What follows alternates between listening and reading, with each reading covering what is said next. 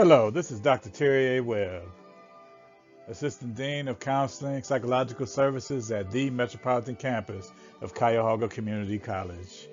I'm coming with you today with some tips on how to survive being quarantined in the home. The other day, the stay-at-home order was extended until the end of the month.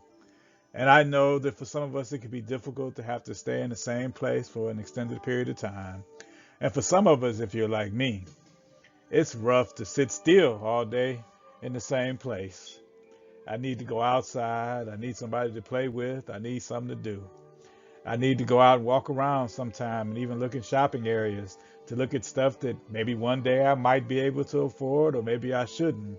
Or to even go and look at cars that are just dreams because I would never pay $100,000 for a car. But the thing about it is that what do the lonely do is what we're going to talk about here. And while we're in this experience of being at home consistently, there are some things that we can do to take our mind off what we don't have when we focus on what we do have. You do have this opportunity now to actually work on developing you into the best you that you can be. That's not to imply whatsoever that there's anything wrong with you, but we all can become a little better than we used to be. While you're at home, some of you have inside of you right now a book, a video, a music recording, something that could be epic in this world, that could uplift someone, and you have a talent, a skill, or ability that can be marketed now while you're in this downtime that we're in right now. We're being relegated to stay in our homes. It is a point in time that what's really important to you for you to look at. Since you're at home this much now, a lot of us now have time to do some of the things that we always wanted to do because we're not out somewhere else ambling around, spending money that we don't have or money we should not spend, or being with people that we never should have been with or should rarely go around because they don't inspire us, they only tire us because they're usually taking from us and not contributing back, or being exhausted from being in situations that you're tired of, but you don't know how to walk away from. Now,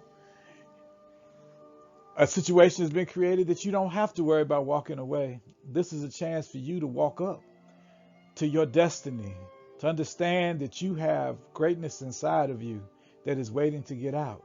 What do the lonely do? Write books. What do the lonely do? Read books. What do the lonely do? Teach their children skills and abilities they never thought their child would ever have. What do the lonely do? They work on relationships with the people of which they want to have relationships with. What do the lonely do? They deepen their relationship to their version of the higher power that they go after. What do the lonely do? They sit back and reflect, relate, and release. They learn to take value in being around the people that love them and they love you and you love them. And if you're in a situation that's not the case, then spend time getting to appreciate yourself and understanding how good you are, because you are a magnificent creature created for destiny of greatness. And don't let anything, anytime, anywhere stop you to lead you to believe that you are not worthy. We must stop comparing ourselves to other people and realize that we're incomparable. You were created out of a mold that will never be used again. No one can ever be you. No one is worthy to be you. You don't need to be anybody else. You don't need to worry about what other people have. What do you have and who are you? Believe it or not, when you're lonely, you can spend time setting goals, because this too will pass. We will eventually be able to erupt from our homes and run rampant in a society like we once did. But while we're here, haven't you noticed that people now have become a little more considerate, a little more compassionate and loving? It's amazing how in crisis people have a tendency to unite that should have been together already.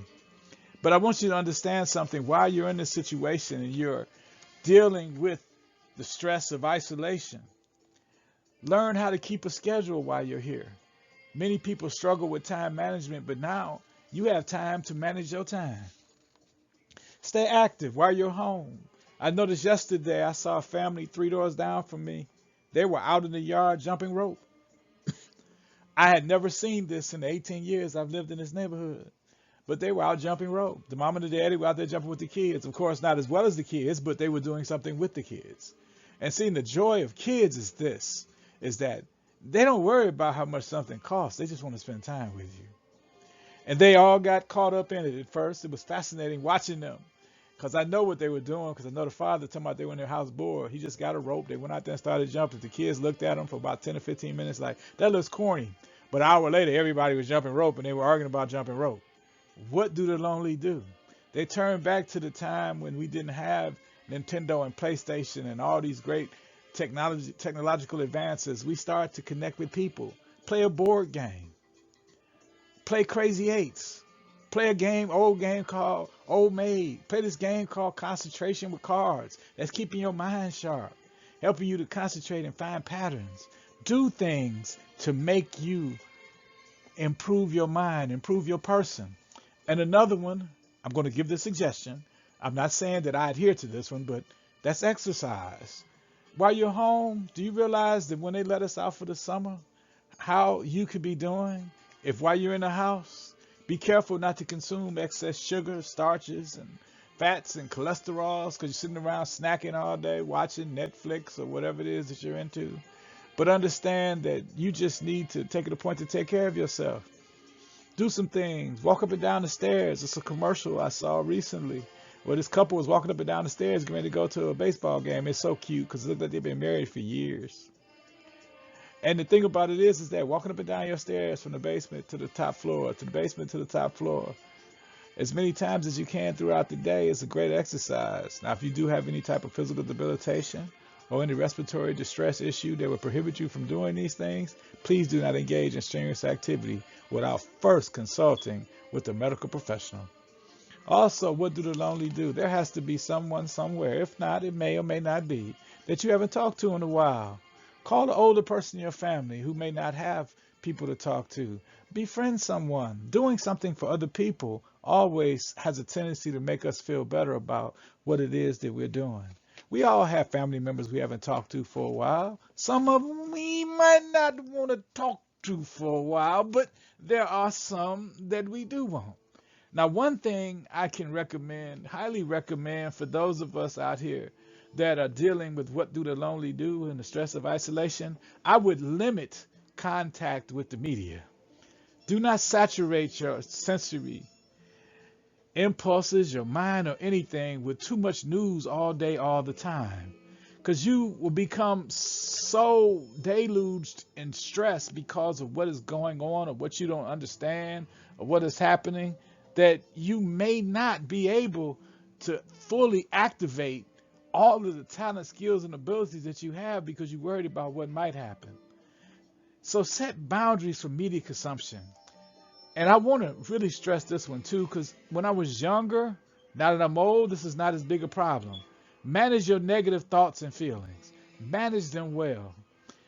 Your negative thoughts and feelings. What people have said about you don't define you. What you have been through refines you. What you're going through makes you better prepared for what you're going to do. Do not let the opinions and attitudes of other individuals infringe upon your right to be happy. Always take into consideration that you are the master of your destiny and you are the captain of your fate.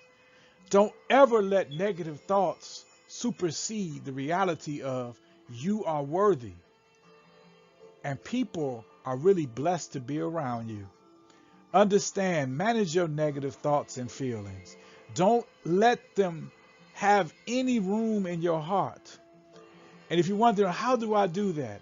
To the best of your ability, maintaining social distancing and the rules of our society right now, do something to help somebody. You know, when I was younger and I would feel bad some days, I would go and get some of my friends' little kids and play with them. And it is fascinating. People will let you play with their kids. Now, the world is changing somewhat. But you need to know these people. Just don't randomly go play with anybody's kids. You need to know who they are. Little nieces and nephews, little cousins and stuff. Get them, go out, throw a ball around. Now you can go do laser tag. You can do so many things. Go in the park, throw a football. And if you're engaged in those type of physical activities of which your body can maintain and sustain, you'd be surprised at how you can clear your mind. And another way to actually do something that helps with the stress of isolation, comedy. There's a lot of good comedy things on Netflix. Can't guarantee that they won't be a little vulgar. I'm not saying they're not. But a good laugh, if you got a good friend, every family has a comedian. Used to be at one time before we got political, everybody had a crazy uncle or a crazy auntie. And if you don't have one, might be you. Doesn't matter. Everybody still love you. That's the crazy person in the family that just does all kind of stuff. Laughter is good for the soul. So make it a point that while you're in the house, don't focus so much on your house. And another thing you can do is something that will be good for the community. Most people, I'm not going to say all, have closets that are full of things that they're never going to wear ever again. For instance, in my genre of age, disco is not coming back in style. We will never ever look like that again. At least I know I won't. It didn't look good then. And I know it definitely won't look good on me now. If you have things in your closet and things that you need to throw out or give away, if it's in good shape, give it away. Because to somebody who has nothing, as they say in some literature, one person's trash is another person's treasure. Give away stuff, clothing that you're not wearing, stuff you're never going to wear. And I hope this doesn't step on anybody's toes. If you know that you're probably never going to fit back into that outfit again, and I'm saying this really gently, it's time for it to be a blessing to someone else. So do that. And as a student or anyone else, you always need someone to talk to. And you have access to us at the counseling offices at Tri-C. We're always there as much as we can be to help you and assist you, because we're this interested party. We only want what's best for you. We're not trying to take advantage of your life.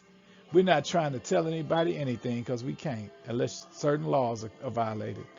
But we're here to be a sounding board for you.